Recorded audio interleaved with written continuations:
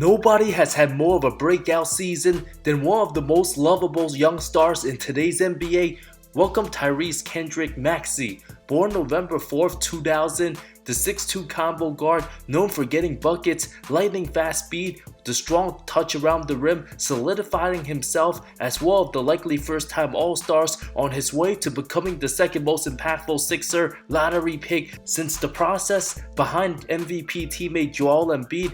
The Sixers were one of the NBA's hottest stars, putting on epic performances as a guard the franchise hasn't seen since Allen Iverson. Could a berth to the conference finals finally be reached after getting rid of two of the biggest disastrous divas, Ben Simmons and James Harden? The franchise hasn't seemed to miss a beat. All of a sudden, his chemistry with Embiid, incredible numbers. After a career-best 50-piece, not once did he talk about his individual performance, show maturity, high professionalism, sent his prayers to newly acquired teammate Kelly Oubre Jr. after the accident. What is it that made everything look so effortless for you tonight, Tyrese? Man, this had nothing to do with me. This is all Kelly Oubre, man. You know, we praying for him, man. Love my dog, man. I just met him, but I love him. You know what I'm saying? I hope he gets well soon.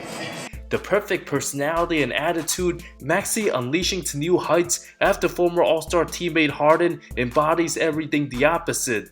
The one and done out of Kentucky, played 31 games for Coach John Calipari, averaged 14 points, only 29% from 3, played alongside Emmanuel Quickly and Nick Richards. The Texas Garland native, ranked 13 in ESPN's top 100, entering year 4, already being this good, one would think he'd be a lottery pick, but due to his outside shooting struggles, plus the pandemic season, led to an abrupt college basketball ending.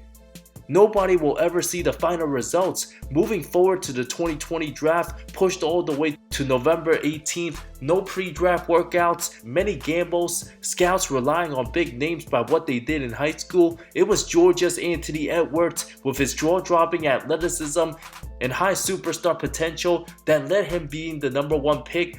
The type of two-guard excellence drew many Dwayne Wade and Donovan Mitchell-like comparisons, a 3-man debate between Ant-Man, proven in college, alongside James 3 Games Wiseman, the biggest mystery household name out of the draft based on raw potential and high school achievements, plus the polarizing LaMelo Ball playing in the NBL, given older brother Lonzo picked second just 3 years before, younger bro viewed with the bigger upside and more fearless player, the guaranteed top 3 picks. Regardless which teams drafted who, Edwards became who he was projected to be and more on his way to superstar status, already a spectacular couple playoff series, proven to be a franchise player. If there was a draft redo today, 30 out of 30 teams would select Edwards number 1 without hesitation, although there were a few red flags whether he loved the game enough, answered all those questions. Wiseman, on the other hand, benefited from the lack of games played, combined with the pandemic, drawn to the rotation,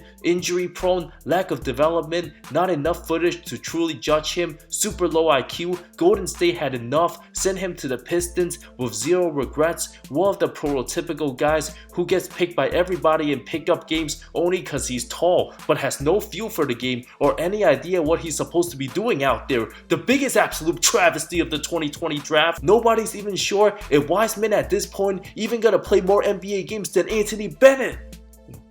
Third pick LaMelo made the All-Star team his second season, living up to expectations. One of the rare positives for a dysfunctional Charlotte franchise, Patrick Williams looking like a disastrous pick for a dysfunctional Bulls team supposed to take the next leap, failed to reach a rookie contract extension, has the size and defensive tools to be elite, a wasted second season with a wrist injury, still raw but super passive, might not want to be as great as badly as other guys, clearly hasn't shown any sense of aggression, could also break out if the Bulls decide to get rid of him. Isaac Okoro, a defensive wing, weak offense, disappointing third season, but okay start, being the small forward, went through some confidence growing pains, a good athlete but provides no spacing, Cleveland's best perimeter defender, brings in many good qualities, has shown excellent results early, would still be a lottery pick without question. Oyineka Okongwu, Nothing too spectacular with Atlanta, still comes off the bench, 10.7 rebound guy, undersized center, respectable paint defender, excelling much better under Quinn Snyder than Nate McMillan, a fair extension, 4 years 62, not the type of guy any team want to risk overpaying, just like the Hawks did with John Collins. Team did the smart thing, still limited due to Clint Capella starting, him and Okoro don't look like they're gonna be stars, but quality rotational players on good teams. Next up, Killian Hayes, the 7th pick, who looked like the worst player when entering the league. A rich man's Frank Ntilikina, still inefficient offensive player, but provides solid D. One of the most frustrating lottery picks, still can't be consistent. At best, look like a backup point. Detroit rather have the ball in other guys' hands like Cade, Jaden Ivey, and Monte Morris. Hayes, too poor of a shooter to play off ball, now 22 years old, will stay in the league for at least a couple more years due to his ability to guard, but won't get any crazy contracts, most likely trending the direction of 3 years $24 million. Franchise might regret not drafting Maxey, who would have been the perfect scorer next to Cade. 8th pick Obi Toppin, already 22 when drafted, a super 6'9 athlete, shades of Amari Stoudemire and Aaron Gordon. Remembered as Julius Randle's backup for New York, limited playing time, not looking anywhere close to a star, but have some insane dunk highlights. New York traded him for 2 seconds out of nowhere. The starting power forward for an up-and-coming Pacers team looks solid, exceeding with pass first Tyrese Halliburton, lethal in transition, but one-dimensional, can't defend at a high level. In the draft redo, Obi would go somewhere middle of first round. 9th pick Denny Avdia, 6'9 small forward, still trying to put things together due to similar style of play with size having handles compared to Luka. Got 4 years $55 million extension, good defender and a willing rebounder, shaky jumper, streaky just like the whole Wizards squad. Likely will never become a second or even third option offensively, can't go left in an awkward spot, not physical enough guarding real force, and not fast enough to defend guards. Fouls a lot, a jack of all trades, master of none, will likely become a prototypical journeyman if Washington decides to trade him within the next 2 years. 10th pick Jalen Smith, solid addition for Indy, drafted by Phoenix, barely played being DeAndre Ayton's backup. Now many prefer Smith over the lazy DA. Now backing up Miles Turner, starting out the season, getting 18 minutes of action, still not a great outside shooter. In the second year of his 3-year $15 million deal, looking like just a backup, somewhat forgotten from the draft. 11th pick Devin Vassell of the San Antonio. Huge improvements every year, from averaging 5.5 points to a dozen, all of a sudden 18.5 a season ago, can create his own shot, good off-ball D, a good knack to put the ball in the basket, still needs heavy improvements, especially with the passing, a weak rebounder, signed a 5-year extension worth $135, one of the better picks, San Antonio all the trust in him, Vassell's upside looking like Kevin Martin with better D.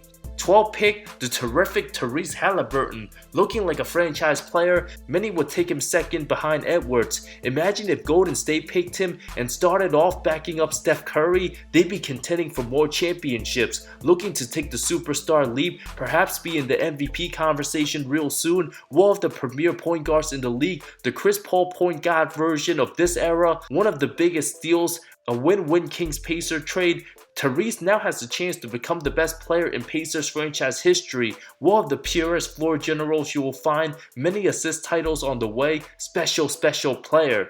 13th pick, not so special, Kira Lewis Jr., an absolute huge disappointment, very small, undersized, not a good shooter, limited playing time with New Orleans, will be a free agent after 2024, on the market likely for a minimum after. Similar to Maxey, a small lightning fast guard, suffered a brutal ACL injury, likely stunted his growth, could very well be out of the league next season, blows many layups, him and Wiseman of the lottery picks making the least amount of improvements.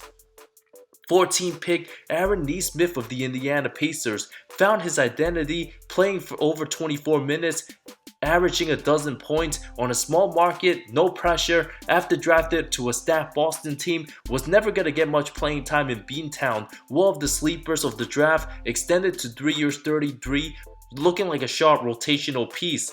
15th pick Cole Anthony of the Orlando Magic, signed 3 years $39.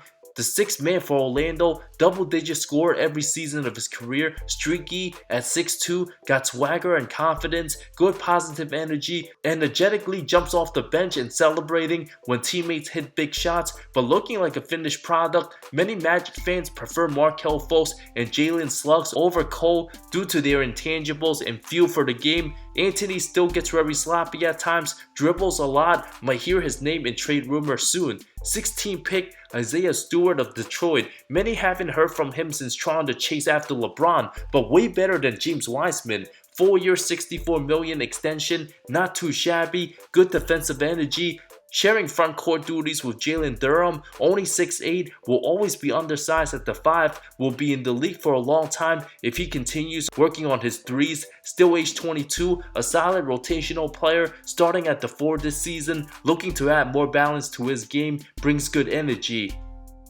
Aleksej Podoševski, the 17th pick from Serbia, 7-foot power forward, barely played this season. First 3 years, an 8-5 guy, his career with the Thunder slimming down with the return and excellent Chet Holmgren, who's already elite on D. Podoševski's brutal guarding 5s, gets back down too often, needs to bulk up or just play the 3 like Larry Marketing, will be a free agent, not very promising for the franchise's future, likely find himself on another team come next season. Josh Green of the Dallas Mavericks at 18, a good role, improved his outside shooting at 40% last season, plays 25 minutes a game, got 3 years 41, right next to the Cole Anthony, Aaron Nesmith's range. Solid deal, still shaky confidence, especially compared to vet teammate Tim Hardaway Jr. Provides good value, not worried about his low usage, active on D, brings good hustle, picked in the proper spot, but not the best start to this season, not untouchable either. Could be a trading piece for Dallas if it's meant to get a better player. 19 pick Saddiq Bey of the Atlanta Hawks. Good sharpshooter, 6'7" small forward, is who he is, double-digit numbers. A 25 to 31 minute guy, failed to reach an extension. One of the most random players to ever have a 50-point game, super inconsistent, not great on D, but it can absolutely shoot it. Bey's attitude, too highly on himself, wanting DeAndre Hunter type money, upwards to $20 million a year. DH got 4 years 90. Bey won't get anywhere close the way he's playing, could have settled for Cole Anthony, Josh Green range, but if the 24-year-old struggles this season, I could see the Lakers signing him next offseason for very cheap. 20th pick, Precious Achiuwa, 6'8", playing the 4 and 5, off the bench, energy guy, career 8 and 5, also didn't get an extension, brings good D, not the best ball control. Many still can't figure out whether he's worthy of a top rotational spot. Being very athletic, this could be a make or break season. Needs to get back to his second half form of 2022, super inconsistent jumper, needs structure and positive teammates. After seeing everybody in Toronto play for themselves last season, led to more confusion. Achiuwa looking like a do-it-all type 6-man, his threes can't be looking like this, leading to the excellent Maxey dropping to 21st overall, perfect for Joel, who wears number 21. It's an absolute travesty. Many teams slept on Maxey's greatness and insane work ethic. Being one of the biggest gym rats, works tirelessly on his game. Despite the fame and NBA success, Maxey finally took a vacation for the first time in his life last season, encouraged by Doc Rivers. The hardest part about coaching him, literally trying to get him out the gym, putting in work to the max. Literally one of the most impressive young players to come out the league in recent times. Too bad former teammates Ben Simmons and James Harden can't learn from the young stud. His improvements and results put into the game's high growth, the hard work absolutely showing on all cylinders. Unlike all the other young players, who cares more about what they wear pre-game, social media hype? Maxey lives and breathes basketball 24/7, 365. If basketball was a teacher, Tyrese Maxey would be in honors, being an A student at the highest regard. The max extension gonna look like $200 million plus, and he deserves every penny of it. Now with James Harden gone, the Sixers hasn't missed a beat. Super easy kid to root for, the future extremely bright. A draft class with many late steals, former college teammate Emmanuel Quickley, picked 4 spots after, Jaden McDaniel at 28, Desmond Bane at 30. In the draft redo, Maxey would go top 4, maybe even 3rd ahead of LaMelo. An incredible rise to greatness, many teams having the chance to take him could regret it for a long time.